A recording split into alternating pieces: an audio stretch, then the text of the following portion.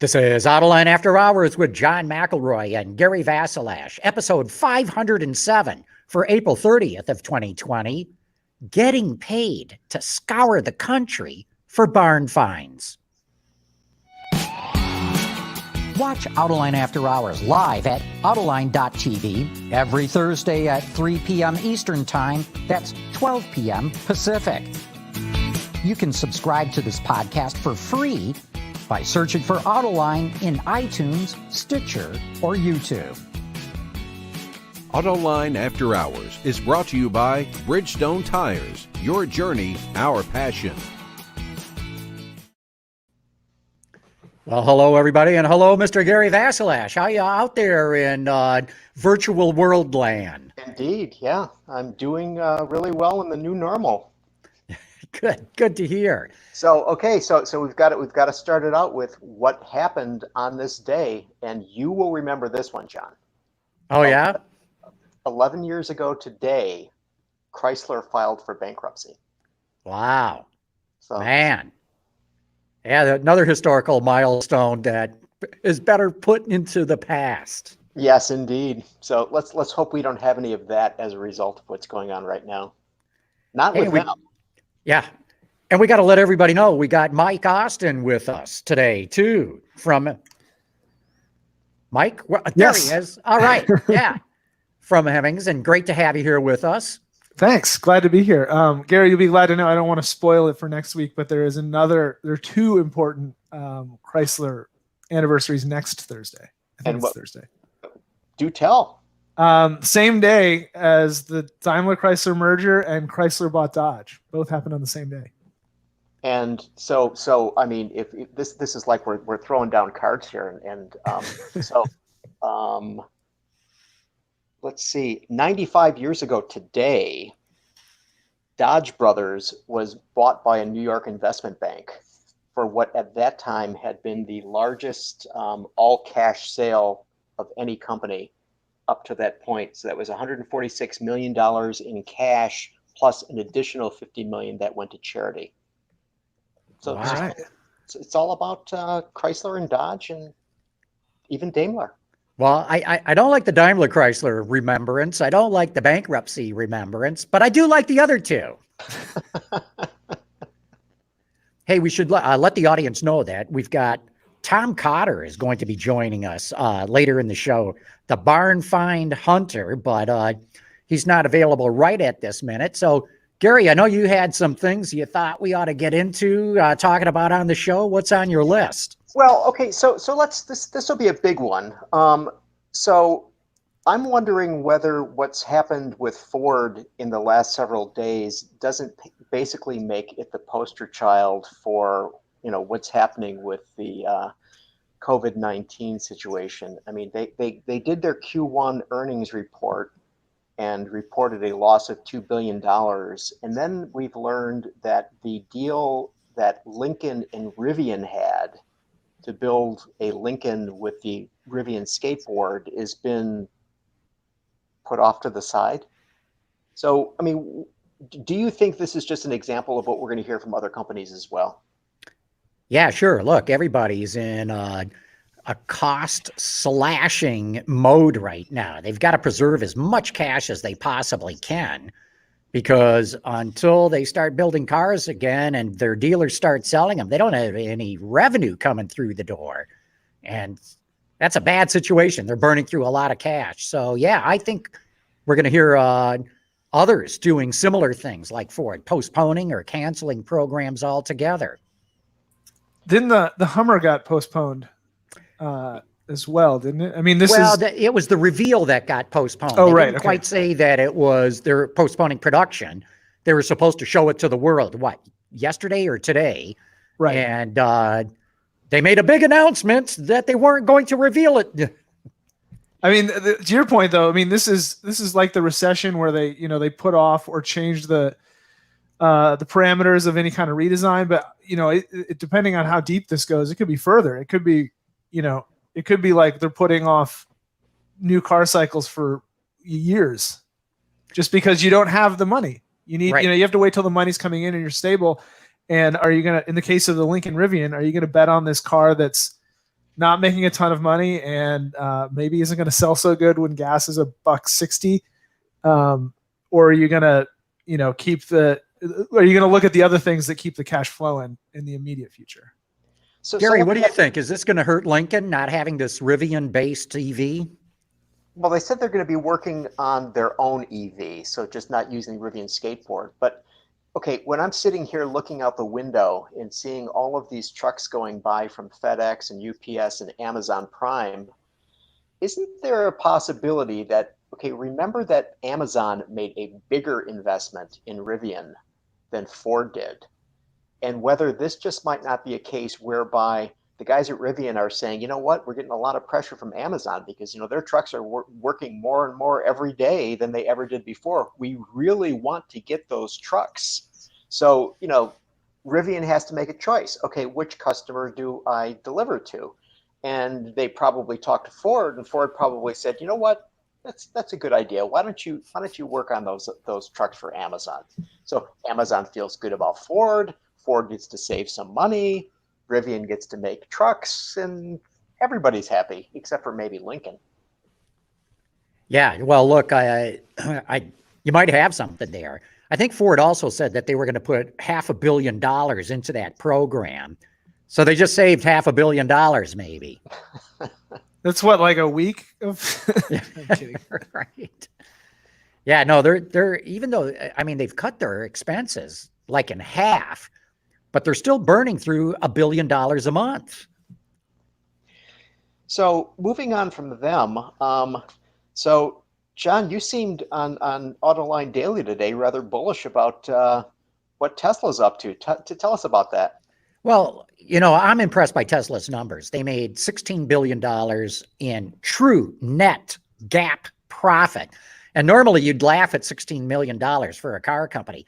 But the fact that they even made a profit, as I said on Autoline Daily, that's got to send shivers down the spines of every other automaker, because Tesla's still getting slammed like everybody else is. It's not building cars in California, though it is building them in China.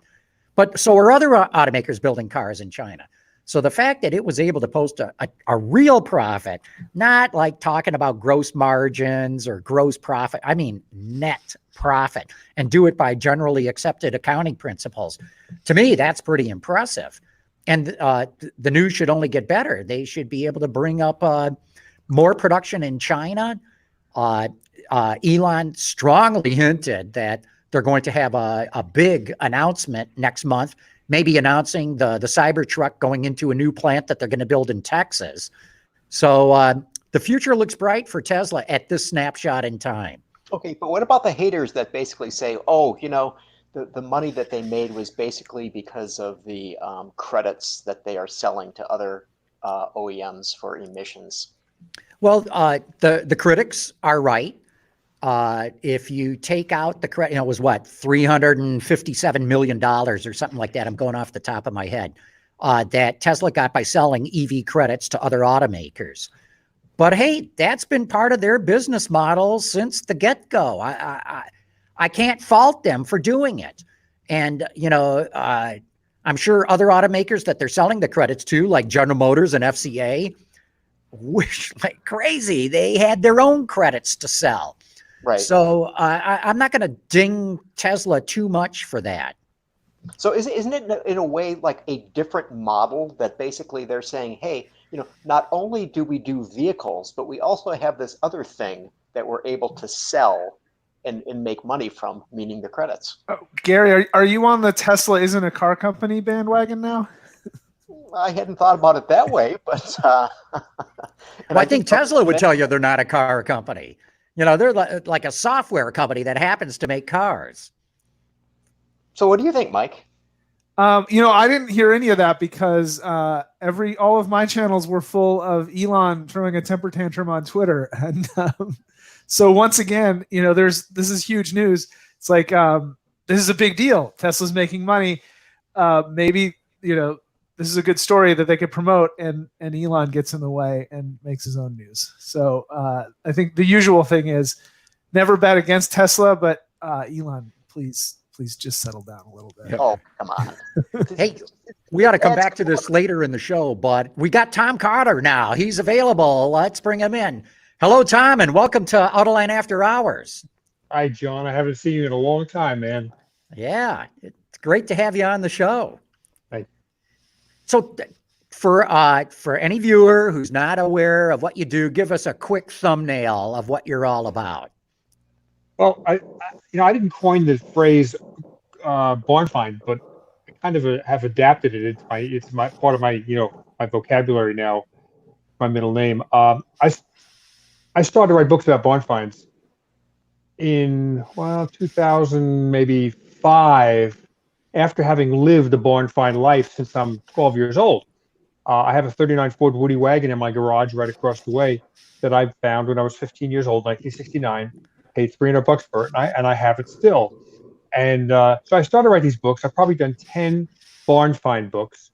And Haggerty called me 5 years ago and said, "We think that could probably work in a video series. Would you be interested in trying it?" And we tried it, and here we are 5 years into Barn Find Hunter. We've been to, I think, 37 states, and now we just got back from the UK, and so we're going worldwide. And it's a blast. I don't buy them, not many of them. I find them, I dig for the human interest story, and then I move on. Tom, So wait, go back to your original. You said you found your first one when you were 15 years old, and you paid. You bought it. Bought my first one. Yeah, I And bought you it, paid- and I have it now. Yeah. And you had for $300. Yeah. Well, in '69, that was a lot of money. That was a lot of money. I'm saying, yeah. Where did you come up with that kind of money then? Well, I worked all summer to pay it off. I did lawn mowing and car washing, So now it's sitting in the garage. It's got a new wooden body on it, an LS3 Corvette drivetrain. It's a honey, and it gets 25 miles a gallon. Just amazing. Wow. So Tom, I'm sure that most of the people that are watching are familiar with barn finds, but there are probably those who aren't. Could you just explain that whole phenomenon? Yeah, some people criticize, "Oh, you didn't find that in a barn." Well, it's become a phrase now that if you find a car in a barn or a warehouse or in a backyard, a garage, in a carport, it's a barn find. And so it's generally a car that's abused, neglected, ignored, forgotten about. I don't use the word abandoned, because if it's abandoned, then you can come and take it away for free because it has no owner. But so barn finds that I find always have owners. And it's a car that might have been somebody's project car. It might have been Uncle Ralph's car before he passed away. And it's kind of fallen on hard times and could become somebody's new project. So I find them. And, I have to tell you that driving a '39 Ford Woody wagon into some crabby guy's driveway, who, if I drove a black SUV, would tell me to please leave, suddenly I'm as interesting to him as he is to me. And, come on and have some iced tea. Let's talk about cars. And before I know it, we're best friends. So, I tell that to your viewers, that to find an interesting car, you should drive an interesting car. So how is it that you know to go to that particular driveway? I mean, I'm sure now people contact you and say, "Hey, Tom, come look at my stuff." But I mean, at some point you were just probably out there by yourself. I have to tell you something. I do it the old-fashioned way, and people send me notes. So there's a junkyard in Nevada and this guy's backyard in North Dakota. You know what? I pretty much ignore them. I just like to go out. American Pickers is a great show, but it's totally choreographed. They know what's in that garage. They know how much they can buy that, electric guitar for weeks before they ever get there. And I don't want to become that. So I drive into a town, driving an interesting car. People come up to you at gas stations, at restaurants. "Is that your wooden car?" "Oh, my neighbor's got one." Or you drive to the auto parts store, the machine shop, and auto repair shop. Is there an old guy in town that's got cars in his backyard? "Oh, yeah." And one lead leads to another lead. And before you know it, you've used up 5 days. It's just amazing. So that was my question. Now, with everyone stuck at home, are you using stuff like Google Street View? Like, if you got really, I don't know, probably the overhead satellite view, you could maybe see some blurry images before you zoom in. And I have an alley, and there's an Airstream RV, and the guy across the alley that's I looked on Google, it's been there for 10 years. Yeah, But you know, if you happen along my street, you'd say, hey, wait, there's something back there. yeah. Do you do that at all, or do you hear people doing that? You know, I don't. I really do it the old-fashioned way. I ride around and look to the left and look to the right and look what I just passed from another angle. I drive, I ride a bicycle, I run, I walk. I mean, you know, when you slow down your pace on a Saturday through a neighborhood when people are mowing their lawns and raking the leaves and the garage doors are open and you see the tail light of a Jaguar, you could see that when you're walking past. You can't see it when you're driving past. And so I've got, you know, 50 tips on how to find cars, the best times to do it, best time of the day to do it, best time of the week to do it, best time of the year to do it. So, yeah, Google Earth will find you junkyards. But I really, really enjoy the human interest stories. And junkyards don't have human interest stories. They have inventory. And a junkyard owner, you know, that car's been there, that truck's been there. I bought it 12 years ago, and you know, it's $1,200. But he can't tell me anything about it. I'd rather find one car, even if it's, you know, if it's not a Ferrari or a Cobra. I'd rather find a Corvair that somebody was, you know, he was given by his aunt, and he drove it to college. And you know, I'd rather find the human interest story, because hardware is just hardware. People want to hear about software. It's about, you know, human beings and how they relate to those human beings. So, you know, I've found Cobras, Ferraris, just Italias, just amazing stuff. My Cunningham, but it's the human interest stories that turn me on. So I avoid junkyards like the plague. I'd rather find one unique human interest story in a one-car garage than 1,200 cars in the field.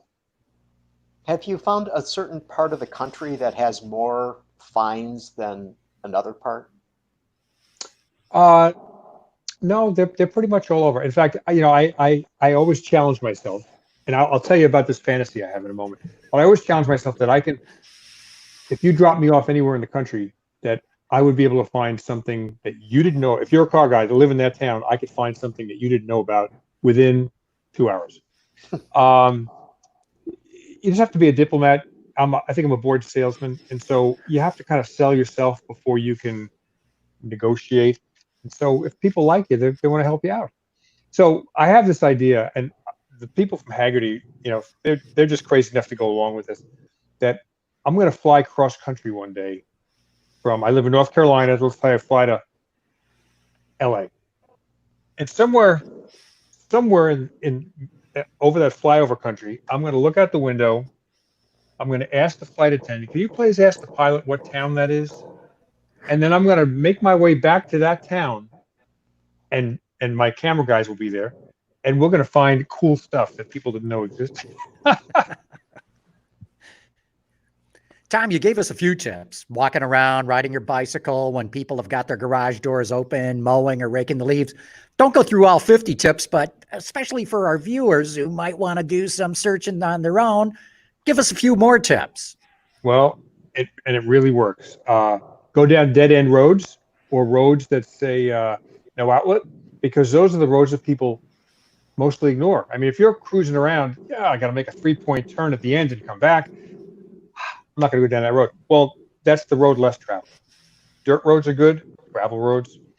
The time of year, it depends on where you live in the United States, but if you live in the north and the leaves fall off the trees in the winter, well, suddenly your visibility through the forest is much deeper than if the leaves are on the trees. Make friends with delivery people such as UPS, FedEx, law enforcement officers, people that can go on private property legally, and you know, landscapers, that kind of thing. The postman or postwoman. Exactly it. In fact, that's what, you know, Jay Leno, you know, said that it was James Melton, who was a big car collector in the 50s. He would send letters out to post offices asking the postmaster of that post office, I'll give you a tip. I'll give you a commission if you can turn me on to people on your routes that have old cars. It's just amazing the stuff he found. There's a great book about his adventures. So, you know, I don't want to get too modern and, you know, get into drones and stuff, but although we have flown drones over property, where we were not allowed in, or nobody was home, just to see what it's like. But you can get into trouble these days, with that kind of thing. So I'd rather just go and make friends with somebody, be invited onto their property legally, and then have a nice day. And do you mind if we film this? And would you sign this document that says that we're allowed to use your image and your cars on this video? And they sign it and they're happy about it. I'd rather just leave everybody with a pretty good impression of us, and not become kind of so clerical and clinical, if that makes any sense. Yeah. So we've you and I have talked about this before, so I think I know your answer, but share it with everyone else. A lot of these cars are getting old, or a lot of what is like golden era. If you look at muscle cars or 60s and 70s, things are getting really old. You might think, are we going to run out of barn finds? Or are people, when you think of newer cars and maybe Malays or 80s where there's stuff seems less special than it did a few years before, maybe people aren't stashing them. What's your take on that? Well, we recently did an episode, actually several episodes in Atlanta, where I was spending time looking for what I called more youthful cars from the 70s and 80s and even the 90s, for guys who are my son's age. So I'd drive by 49 Fords and go after the RX-7 Mazdas, and so I was being that particular about it, and it really worked out well. But back to your original question, I have this horrible gut feeling that we're going to again see barn finds turn into barn finds, because my feeling is this, that we're coming to the end of an era where those of us that enjoy getting our hands dirty and wrenching on cars and taking something that was in a field, bringing it back to life and enjoying it. I consider cars in several tiers. I'd say the Duesenbergs and Ferrari GTOs are on the top level. Mid-level will be Corvettes and probably Cobras and Camaros and things like that. But the third level down is, it's like a four-door Plymouth, from the 50s or 60s or whatever, something that never was really desirable, but it's all Dad could afford. And he found it in the backyard, and the family had fun, and we went to Dairy Queen every Friday night in it. But then when Dad passes on and goes to a nursing home, that car's in the garage. I want to put my boat in that garage. He won't mind if I put it in the driveway. And then, well, it's in the driveway. It's going to go behind the garage. And that third level, that third tier car category is going to become a barn find again, because there's not a next generation that wants that third tier car. Unfortunately, I'm really, really sad about that. So you're saying that in a bad way, you wish these cars, when you see these cars, you go on the show and there's stuff that's sitting in a field. Are you saying, like, as great as you are at finding them, you wish they hadn't gotten to that point? Oh, absolutely, yeah. In fact, I've done a couple of one show in particular. We were in Midland, Texas. So Haggerty says, "Where do you want to go next?" "I want to go to Midland, Texas." "Why would you want to go there?" "Well, that's where Jim Hall built the Chaparrals, and I've always wanted to see what that town was like." And so we went to this. It's a real gritty oil town. Hotel rooms at the Hampton Inn cost as much as the Ritz-Carlton in Manhattan. It's a crazy potholes and dust in the air, and a meal. It's just amazing. Anyway, we're riding down this road, and this guy's got this cyclone fence behind his shop. He makes swimming pools, but he's a car enthusiast. And he said, "Yeah, go back there, take a look." And we got the camera walking around, and I kept on going back to the '62 Ford station wagon, and it had no front end, no engine, but it had been sitting in this desert type environment, Western Texas, for 25 years. And I said, "Man, when I was a kid, I remember a commercial. I think it was for J-Wax Kit or Simonize, where some guy went up to a car in a junkyard, all faded out, and he polished a piece of the fender." And I said to the guy, we're 200 feet from his shop. I said, "I wish I had a compound and a rag." He said, "I'll get you some." So he comes back out, and I polish it, and it's a 8-inch by 8-inch, and it's like, wow, this car is shining. I wish I had a buffer. He said, "Well, I don't have an extension cord that long, but I'll be right back." And he comes with this forklift, picks the car up, moves the car to a shop, and I buff out that fender. And that, this is in 1962, too. 55-year-old, 56-year-old paint job on that fender shined. And I said, oh my God, this car does not want to die. And so Haggerty said, if you feel strongly about it, let's do it. And so we bought the car. The guy who owned the car said, look, I'll give you an amazing deal on this car, and I'll give you all the parts you need, and I'll help you with it, and I'll get my hot rod club to help and whatever. And over the course of a year, we polished the body, rebuilt a 390, put a Fordomatic in it, cool wheels. We did upholstered the seats and Mexican blankets. It just, and we wound up driving it from Midland, Texas to McPherson, Kansas, and donated it to McPherson College as a parts chaser for their auto restoration program. We drove 1,000 miles. It was just so wonderful. The college loved it. People enjoyed seeing the episodes. All the people that contributed parts at the Midland, Texas end enjoyed it. It was just, so I'm looking to do something like that again. And I want to drive an old car from Key West, Florida to Fairbanks, Alaska. So keep watching. Tom, it's interesting. You tell Haggerty, yeah, I want to go to Midland. Tell us through, walk us through how episodes start to happen, and how you come up with ideas. Well, there's no ideas. I mean, I'm an idea machine. So, they say, where do you want to go? What do you think? Well, the time of year, it's August. I'm sorry, that's beeping, by the way. It's August. Let's go to Maine. I mean, what a beautiful time of year to go to Maine or northern Michigan, Traverse City, somewhere in North Dakota. And so sometimes I'll send out a Facebook post saying I'm going to go there. Let me know if you have any leads. But I don't like to do that. I just want to land. Now, if it's close enough for me to drive my Woody, I'll just drive it. If it's Florida, Tennessee, Pennsylvania, Virginia, I'll drive the Woody there. But if it's San Diego, the Woody gets shipped out and then I fly. Yeah, hold on a second, because I think we got a picture of that Woody. Yeah, there we go. That's it. Tell us about this car. Well, it was a barn find. I was 15 years old. 1969, I was walking across the schoolyard with a buddy.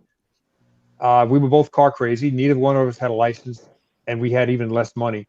And looking through that fence, there's a Woody next to the barn. So we ran around the fence, knocked on the door, and the woman said, "That's my son's car, and he is a surfer, and he's been using that Woody for the last couple of years. But he just bought a bread van, so which means he can sleep at the beach and go surfing. He's selling the Woody." I said, "Well, how much?" And she said $300. So I went back with my father that night. He says, "Man, I love that car, but I don't have the money to loan you." I didn't have the money.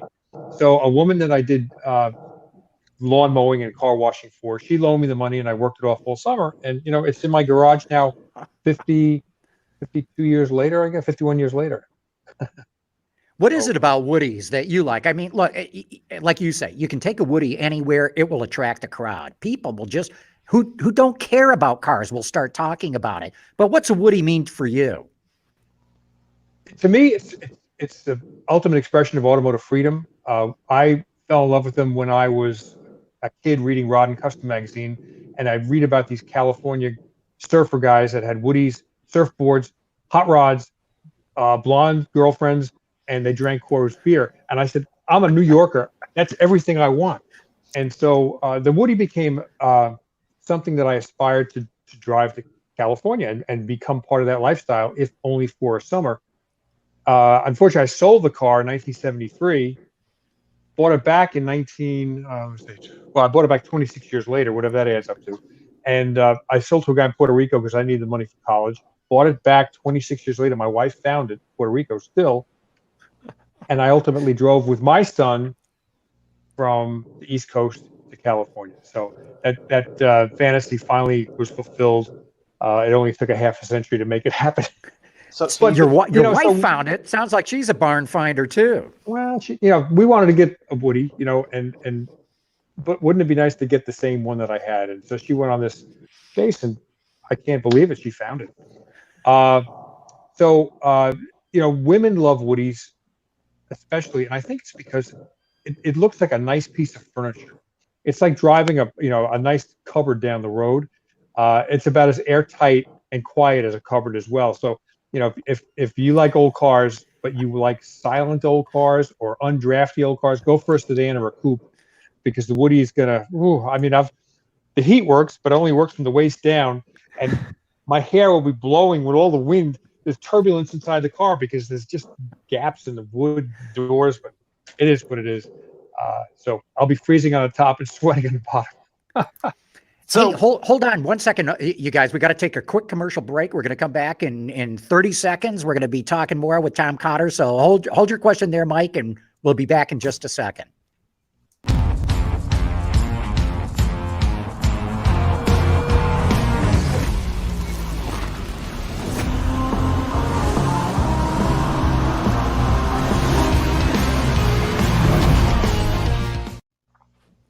All right, we're back talking with Tom Cotter all about barn finds and how he gets paid to do that. Okay, sorry, Mike, I was cutting you off there before the commercial break. I was going to say, going back to the advice, you get to have your Woody shipped because it's a prop on the show.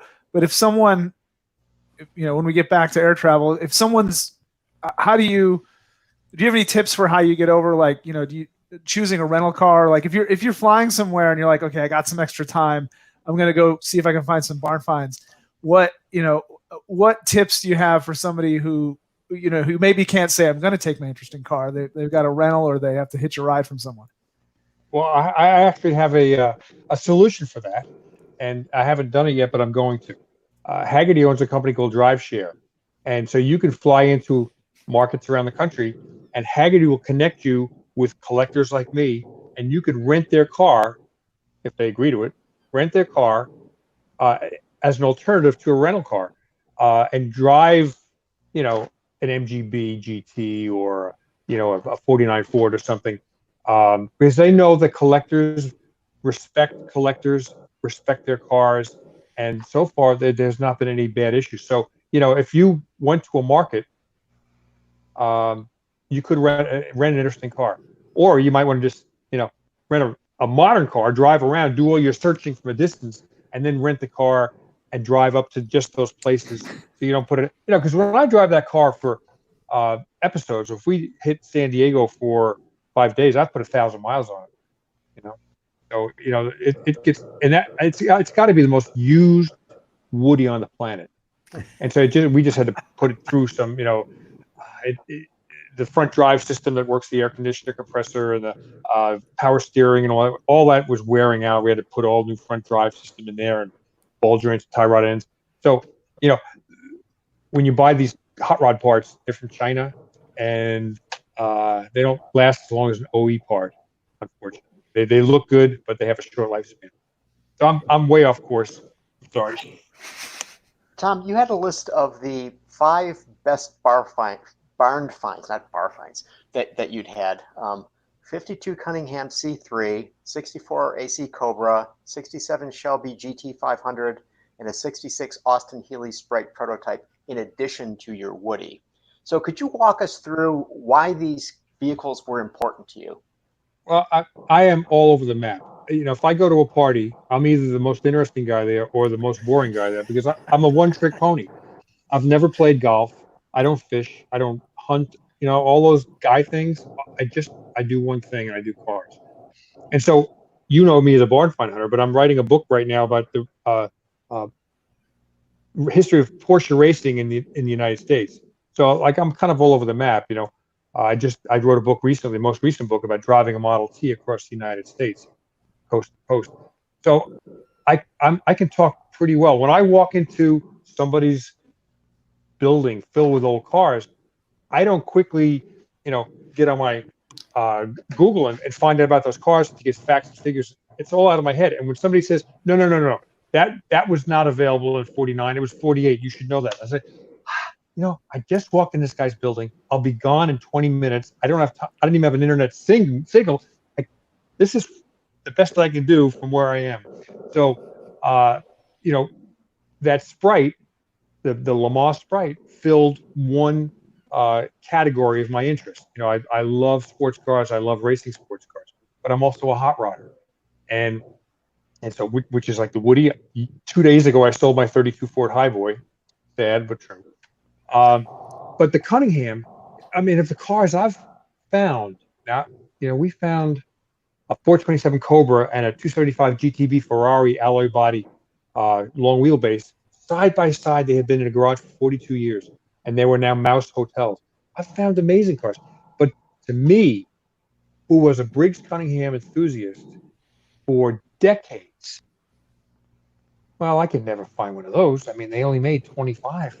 How could I ever find one of those? And I was giving a speech at the SCCA, Sports Car Club of America, awards banquet in Spartanburg, South Carolina. It was the Carolina region. Can you talk to us about barn finds? Yes, I can. So I talk about it. I got the PowerPoint presentation behind me. I'm done. I sit down at my table to eat the rubber chicken. And the guy next to me says, what would be your ultimate barn find? And I said, well, it would be a 289 Cobra. That was oh my goodness, that was my ultimate barn find. But I found one of those and I bought it and I have it. And I went to eat my chicken again. And he said, and I'm so happy he did this. What would be your second ultimate barn find? And I said, well, it sounds crazy because there's not many in the world, but it would be to find a Cunningham. He says, I know where there's a Cunningham. Oh. and there it is when I bought it. Well, that's it. Actually, in front of the Cunningham factory at 4905 Elizabeth Avenue, West Palm Beach, Florida, where the car was built. And that kind of fulfills all the categories of my passions in one car. It was built in America. So it was actually built in the building right behind where the picture's taken.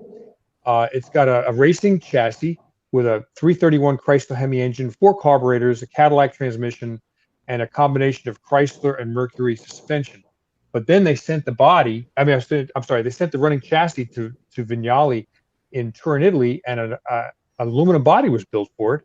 So you had the best of both worlds. You had an Italian exotic with an American drivetrain. It was a hot rod with an Italian body. They were the most expensive cars when they were being sold in 52, 53, 54. They interestingly, the convertible version went for $8,000. And the hardtop went for $9,000, which is unusual. The convertible is less expensive, but it was harder to make the aluminum top than it was to upholster a convertible top. So I wound up pestering the owner of that car after I found it for a couple of years until he finally relented and said, you know what, you're the guy that needs to own this car. And so now I bought that Cunningham. I have brought it to hot rod shows, Concours d'Elegance. I ran it up several hill climb events at Mount Equinox in Vermont and Hershey, Pennsylvania. I've raced it at Lime Rock in historic races. And this year, well, until this pandemic hit, I was going to run a dirt drag race with it. I can do everything with one car.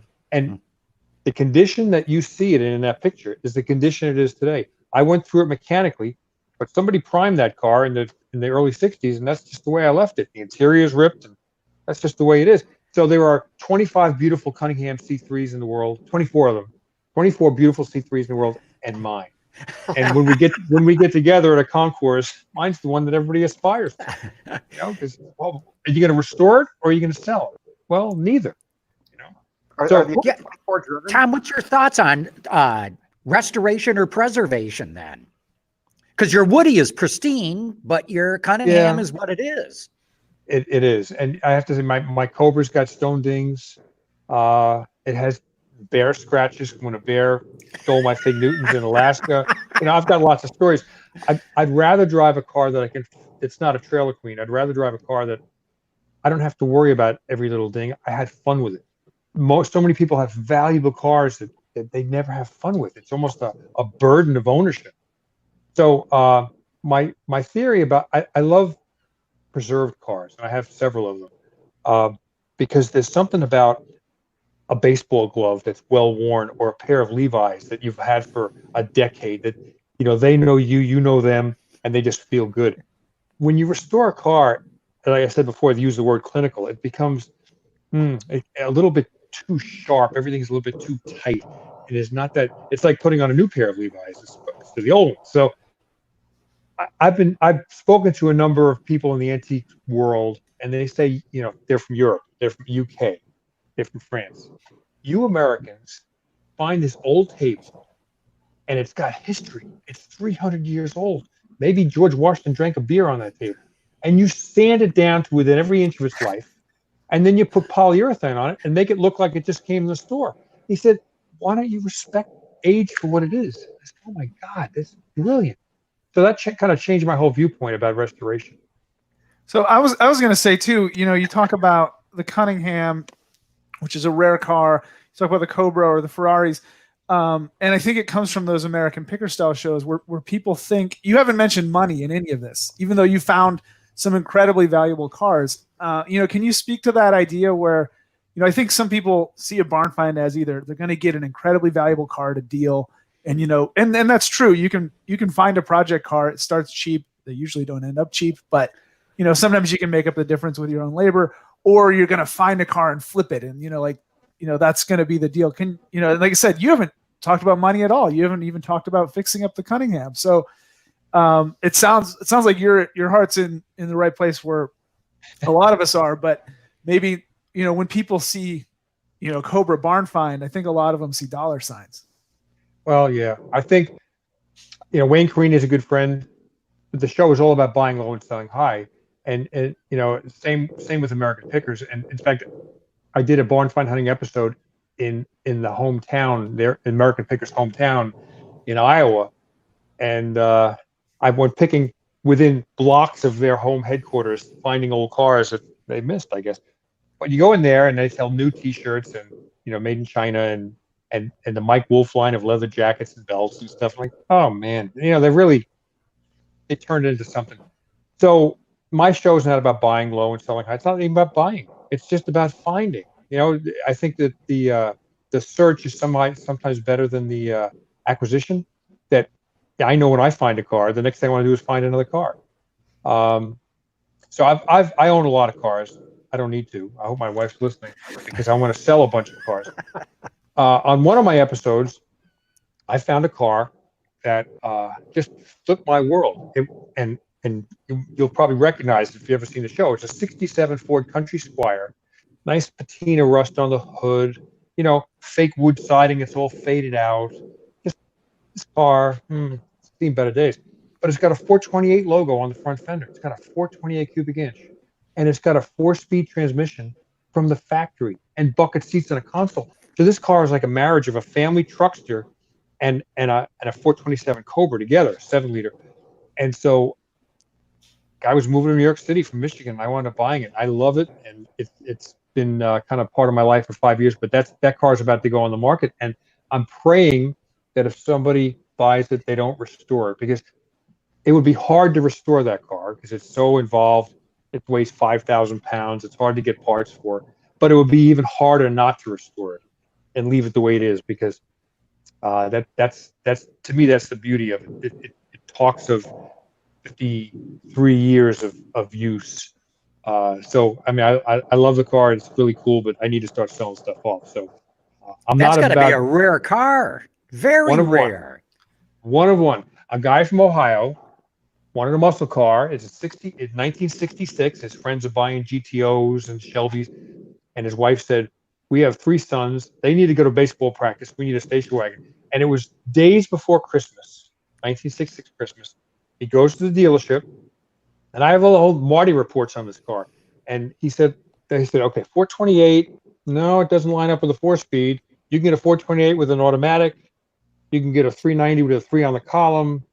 We can't do that car for you. And he says, please. And it's the days before Christmas. They want to sell another car before the year's over. Lee Iacocca signed off on it. It's a one-of-one car. That could never happen today. No. You look at the price. It was $189 additional for the 289 over the 6-cylinder, and like another, 133 for the 428 over the 289. So is there something out there? Sorry, go ahead. No, it's got a top loader transmission. And so what I've been doing during this pandemic is I make laps of Charlotte. There's a beltway called I-485. It's an interstate highway, no traffic lights, no stop signs. And every Friday morning, which is tomorrow morning at 9 o'clock East Coast time, we drive around the city. You just get on the interstate, you drive a 68-mile lap, and you get off. There's no socializing, no donut stops. It's a social distancing event, but you get to exercise your cool car during the pandemic. And I also ask people to consider making a donation to a charity that finds PPE for healthcare workers and police officers, whatever. And it's worked out pretty well. Last week, we're driving this 7-liter Galaxy Country Squire, Rusty, and Rob Kaufman goes driving past us in the GT40 that won Le Mans in 1966. And so here we have these two 7-liter Fords that could not be more diametrically opposed on the same interstate within 10 feet of each other. That's great. Okay, so you earlier talked about going down your list. You said that, man, if you could find a Cobra, that would be it. You found the Cobra. Then the Cunningham. Yeah. Okay, you got those two. What's next on the list? Okay. I have a beautiful Shelby. I have actually 3 Shelbys, or I sold one 2 weeks ago, so I have 2 Shelbys left. I have a 66 Hertz car that I love, love, love. It's a white car with gold stripes. But it's not a barn find. It's just a beautiful, beautiful car. Do I need any more cars? No. Am I looking for more cars? No. You know what gives me more satisfaction now than buying a car is finding information, especially on my Cunningham. Recently, somebody sent a picture on Facebook. He said, "You know this car?" And it's a Cunningham. Wait a minute, that's my car because my parking lights are there and this is here and I have no vent windows. That's my car. And he said, "Well, this is a picture from Sebring, 1955 in the paddock." Oh my God. So my car is coming up on 70 years old and I'm still finding new information. I talked to the daughter of one of the owners in the 50s, and she said, "Oh, here's my father's bill of sale for the car and the title." And I have reams of documentation. I became friends with Briggs Cunningham's daughter, Lucy, before she passed away. Gave me her father's, now Briggs was her father, raccoon coat that he got when he went to Yale in 1926. It's ankle length. You would get that coat because Yale's in Connecticut, and if you will go to football games, you better have a coat like that. Well, it was in her closet, and I happened to mention it's in a picture of him wearing it in the book. I said, "That's a heck of a coat." And she says, "I have it in the closet." I said, "No, don't tell me that." So I put it on, and she knew I was freaked out, and she sent it to my house that year for Christmas, and I have it 10 feet from where I am right now. I can model it if you like. But so it's beyond the car now. It's gotten into this minutia, fine tuning the ownership of that car. I love finding out about talking to past owners, getting photography, whatever. So it's almost like cutting into a tree and looking at the health of a tree during good years, bad years, the fire, the earthquake, whatever. To me, that's what the automotive hobby has really turned into. Is there a vehicle though that you know is out there that you want to find in a barn somewhere? No, I have my Cunningham. That's the car I dreamed about since I'd say the early 80s. I worked for a guy named Dick Bauer at his Performance Associates. John, you may remember him. He was a PR guy. And during lunchtime, we'd talk about cars. And all I wanted to talk about Cunningham because he knew Briggs Cunningham. And I wish Dick were alive today because I own one. So, but I have to tell you, again, it's not the car, it's the story. And I'd rather, we dug what kind of car was it? It wasn't a Cis Italia. It was I can see it in my mind. We dug one out of a garage. Oh God, 4 years ago on the episode, he opened the garage door and it was like a bad dream. It was piled to the ceiling with bicycles, and suitcases, and just stuff. It wasn't a Cis Italia. What was it? Well, let's just call it a Cis Italia. He said, "There's one in there." I said, "No way." He said, we're gonna dig it out. And 3 hours later, there it was. We found it. And he had bought the house from his in-laws. The car came with it, and he was going to begin the restoration. So, it's. I guess I remember when I was a kid, I would ride around bicycles, and dreaming to find Captain Kidd's treasure. And I think it's just that treasure has just become automotive treasure. And I don't need to, I don't need to own the treasure. I don't need to dive down to the bottom of the ocean to find a treasure chest. Just knowing it's there, identifying it is enough for me. So do you help now your dreams are fulfilled? Have you done any kind of make-a-wish things where you get back to the human story, someone tells you like, "Oh, I've always wanted this." Do you file those away in your head and then you do, see but something and then you go, "Wait, I know the guy that wants to know," or girl. If I can, I do, yes. If I can, I do. But what gives me great satisfaction is when I find a car for these episodes, I always ask the owner, look, I'm not buying cars, but would you sell that car? No, I couldn't sell that car. Or would you sell that car? Yeah, I think so. I've had it here for 40 years and I'm not going to restore it. So yeah, I'd sell it. And then to find out that one of the viewers gets in touch with Haggerty, Haggerty gives them the phone number, they buy the car, and then they send me a picture 2 years later that's under restoration. We found a Pantera in a storage building, in a container, a real humid container. God, we opened that container up and there was crickets in there and it was up on the coast of Maine. And somebody bought that car from Colorado, or maybe I think Colorado, outside of Denver. That Pantera, which had actually participated in one of the gumball rallies, not a cannonball rally, but one of the gumball rallies or whatever it was called. And it was the restoration was nearly done. And so we're going to do an episode on whatever happened to, and get in touch with some of these people that have bought these cars and show them the before and after. That'd be pretty cool to help other people fulfill the dream. Tom, your program, Barn Find Hunter, has become really popular. I'm not telling you anything new, but was this anything that you expected? How did this whole thing come about? Haggerty approached you, and then what?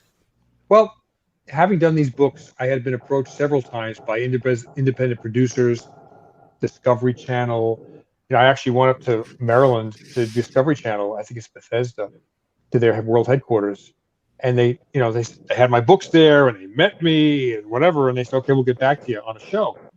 And that had happened several times. But Discovery said, you know what? You're just not dynamic enough. Like I don't have enough tattoos, or I don't curse enough. I don't throw wrenches. You don't yell enough. I said, I think, and this is going back 8 years ago. I said, I think people are getting tired of that whole thing. It's artificial. It's so conceived, this anger. There's no rush. You don't have to get it done that date, but they wanted tension. And, they said, you're not dynamic. So I said, okay, whatever. So when Haggerty called me, they said, we think your show would, your ideas for the book idea would work for a show. Would you try it? And so I was doing a book on Route 66, driving my Woody from Chicago to LA. It was called Route 66 Barn Find Road Trip. And I was just looking for cars along that 2,000-mile road of Chicago to LA. And man, there's a lot of cars right on that road. And so they joined me for a couple of days. And they said, I think this could work. I said, let's give it a shot. And, they've never said you have to get tattoos. You have to be more dynamic. You have to throw wrenches. They said, we just want Tom to be Tom. And it's just worked out so well. So they approached me. I was hesitant at first because I didn't want to have my bubble burst again. And because it's not on TV, it can be enjoyed by the world, not just at 7:00 on a Sunday evening, but because it's on YouTube, it can be enjoyed. I get notes from people in Belarus, Russia, Australia, Japan, China, South America. Sometimes I have to hit the translation button to see what they're saying, because there are symbols there that don't even resemble letters. And I love it. I just love it. People say, if you ever come to Australia, you'll find great barns and fields, and there's no rust here and whatever. One thing I can tell you that Barn Find Route 66 Barn Find road trip showed me that when you start in Chicago, where it snows and there's salt on the road, old cars are pretty rough. But you take the same road 2,000 miles, and suddenly you're in Arizona. Wow, those cars are pretty darn solid. They have good bones. My message to people is, if you live in Chicago and you want to restore a old car, get on the mother road and drive southwest, because you can't make a car with bad bones into a car with good bones the way you can just buy one out there and make it work, bam, right off the bat. So, Southwestern Cars are pretty darn special. Tom, one of the things that I find to be surprising, so you told a story about, digging the vehicle out from the barn the garage that was full of bikes and all this luggage and so on, and the other vehicle that was, hidden away as well. That, in the programs that I've seen, you're pulling tarps off of things, and these things are just, do people explain to you, like, why they abandoned these things it just didn't get rid of them? Yeah, they do. It's a filthy job. It really is a filthy job when you uncover something with canvas that's been covered for decades. Ooh, you take a shower every night, and you have to put clean clothes on every day. But a lot of, how do I say this? I'll just say it. I think I meet a lot of. I don't want to say Go man. ahead, say it. I mean, the unpopular guy in high school who, instead of joining the football team and getting the cheerleader, was a grease monkey at the tire shop and building a 55 Chevy with a big block. And he had a whole bunch of Chevys in the backyard with 348s and 409s and 427s, and he bought a vet. But suddenly, that football player is fat. So is his cheerleader girlfriend. But that grease monkey has a backyard full of interesting cars. And so suddenly he's the big man on campus or in the town or whatever. And those possessions make him interesting. And he's very reluctant to let them go, because once those cars go, nobody stops and knocks on his door anymore. So he can tell them no, they're not for sale. But he becomes the interesting person he always wished he were. And I find that so much. I was going to say, I'm personally guilty of letting projects linger, but you see these cars in the field, even in the Southwest, you're going to get some level of rot. What is it that leads people to do that? Where, like you're already out of space, but you got a lot of room in the back. And so you're just going to get 3 more cars and you think the tarp's going to be okay. Like what leads people to do that? I can't figure it out. There was a recent episode we did in Montana, Bozeman, Montana. I went to the guy's house and he had a couple of interesting cars there. He said, well, now you got to see the warehouse. We go to the warehouse. It turns out he didn't live in the house. He lived in the warehouse. Where did he live in the warehouse? Well, there's a Corvette in the corner that I bought new, and it's only got 4,000 miles on it. I said, wow, how do I get there? Well, open the door of the Riviera. The steering column is gone. You slide through the Riviera, out the passenger door, and there's the Corvette. Oh, I just stepped on a mattress. I'm sorry. Oh, that's where I live.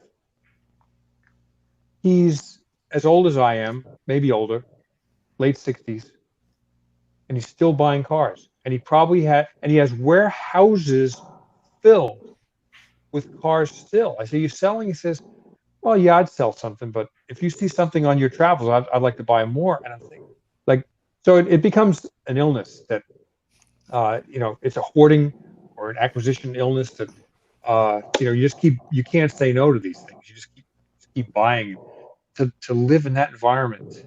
He had Buick Rivieras. He probably had, I don't know, 25, 30 Rivieras in his building. And some he had bought, like in the 60s. Like when he was a high school student, he'd buy a low mileage, the first generation Riviera. They were beautiful, but just covered with stuff. And you just know that one day you're going to read about an auction that's going to come to that town and auction off a bunch of Rivieras. So, I don't have an answer to you. I see it a lot, and I've spent my whole life around it, and I can't figure it out. It's not easy to sell your own cars. You probably know that. Or maybe is it easy for you? I don't know. No, I'm not. I got to sell some, and it's not. I'm an easy buyer and a hard seller. I cars become my friends, and I don't dump friends very easily. They're my friends for life. Well, cars, I've got the Woody I bought in '69. I have a '53 Ford 2-door station wagon I bought when I was a senior in high school for $85. I still have that. I have a Volkswagen convertible 1960 with the Judson supercharger I've had for 40 years. An MG TD I've had for 35 years. I mean, they're my friends, but at some point I have 21 cars. Actually, since I sold the hot rod, I'm down to 20. My goal is to, within the next 12 months, get down to 10 cars. And because if I want to drive that car, I have to move this one, and that one's got flat tires, and that's got a dead battery. So to drive that car, I got to spend 2 days working on these cars to get that one out. My wife makes a good point. She says, if you haven't driven that car since the 80s, what makes you think you're going to drive it like now? So sometimes they're right. It's not often. About that for a minute. You haven't driven that car since the 80s. Remarkable. I'm exaggerating there somewhat, but it's funny though. I regret selling cars. That hot rod, that Highboy, 32 Highboy. Oh man. But it's hard for me to sell a car. But once it's gone, I don't even think about it again. Like, it's so hard for me to get to that point. But once I get to that point, it's over, done. That's great. Tom, we're going to have to wrap this up, but it's been a real pleasure having you on the show. I love hearing you talk about your passion that goes back to when you were 15 years old. You're still at it today. They pay you to do this. It's awesome what you're doing. Thank you. So during this pandemic, I'm running. I'm a runner. So I actually, the Boston Marathon was last week. I was supposed to be in it, but it's canceled. So I run, I writing a book, and I'm restoring a Lotus Elan. So that's my pandemic shutdown business here. Well, that's really good. Thanks for coming on Autoline After Hours. It's been a genuine pleasure having you on. Happy hunting. That's good. Mike Austin, great having you on the show as well. Again, Glad to be here as always. Always. And Gary, you and I are going to keep on doing this because this is just too much fun. Okay, great. Real good. Thanks, everybody, for having tuned in. Thank you. Autoline After Hours is brought to you by Bridgestone Tires. Your journey, our passion. Visit our website, Autoline.tv, where you can watch us live Thursday afternoons. Get your daily fix with Autoline Daily and in-depth analysis and interviews with Autoline This Week. There's all that and much more at Autoline.tv.